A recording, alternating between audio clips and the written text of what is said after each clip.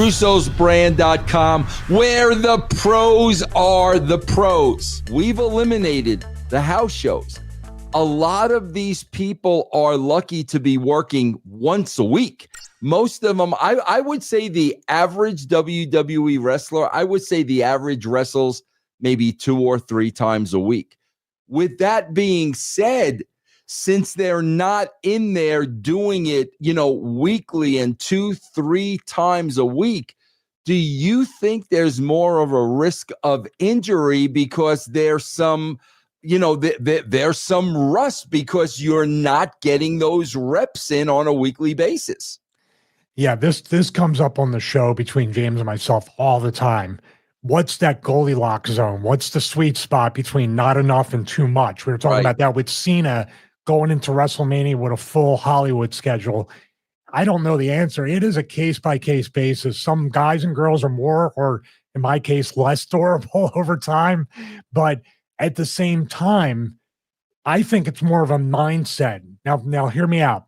I was on the indies before and after WWE, and these guys and girls were working once a month, and every month was their WrestleMania. Every match was there. So they were doing way more than they should, and assuming that maybe I have another month to recover between this match. So if you have the house shows and then you're on TV every week and you're doing something all the time, you almost have to, how should I say, you have to plan it out and kind of grease the groove through the house shows.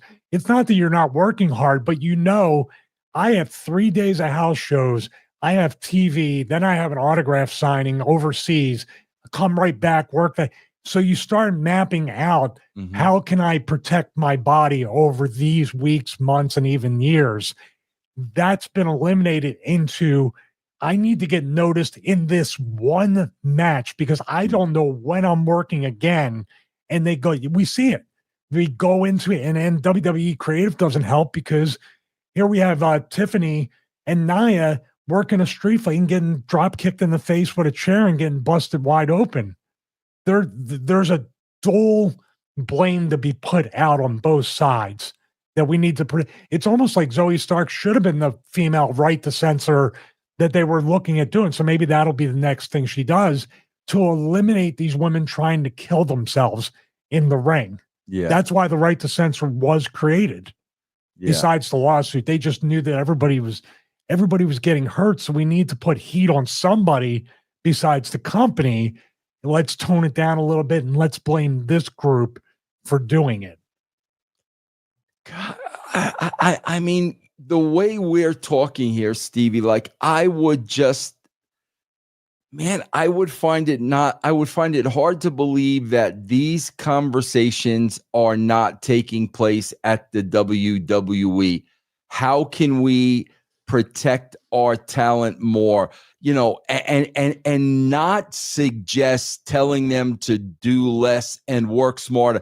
I hate to give Glenn credit, but he made a great point the other day. You're the dirt sheet guys, and talk about there's never been more, talent and athleticism in wrestling today, than there's been in the past. I'm like, time out, guys. I'm like, Kurt Hennig, Shawn Michaels, Eddie Guerrero, Brett. Chris Benoit, Brett, bro, there's so many of these guys, right? Yeah.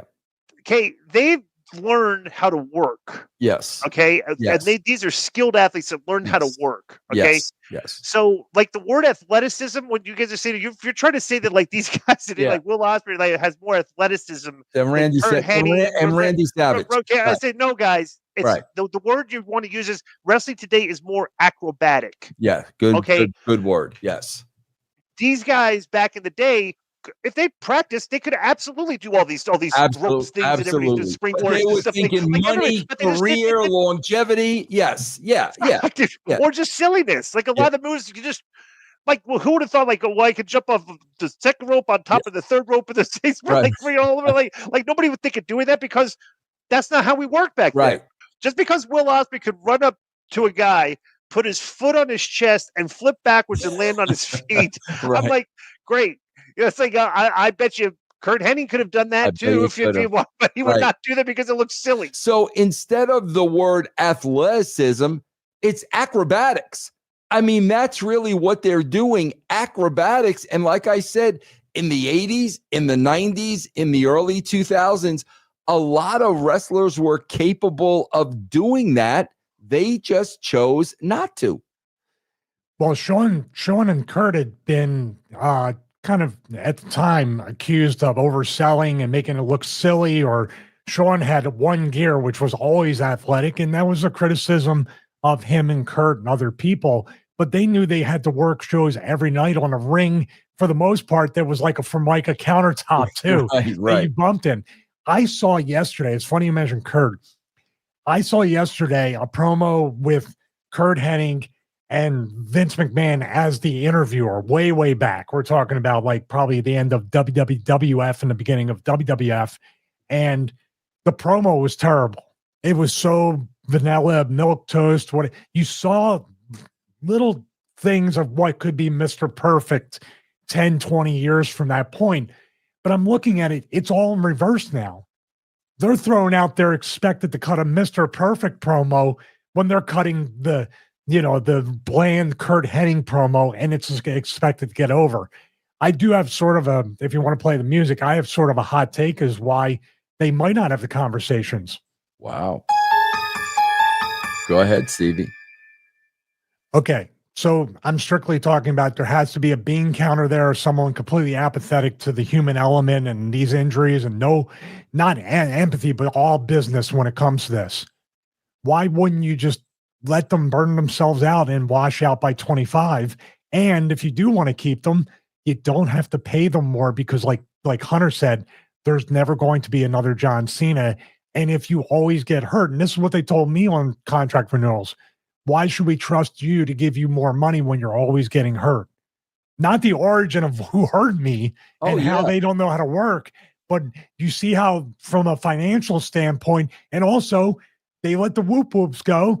Two more girls that almost look like the whoop whoops are in there. Nobody misses the whoop whoops. And Stevie, I swear I'm seeing Chloe's injury yesterday, Zoe's injury yesterday, and I knew she missed about 9 months with a knee. And guys, I am telling you right now, because of this injury, she's going to be out for a very long time.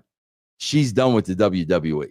You will never, ever see her working in the WWE again, because now they've got the label injury prone. And Stevie, it just seems like, especially with the women, it seems like that NXT process is just speeding up.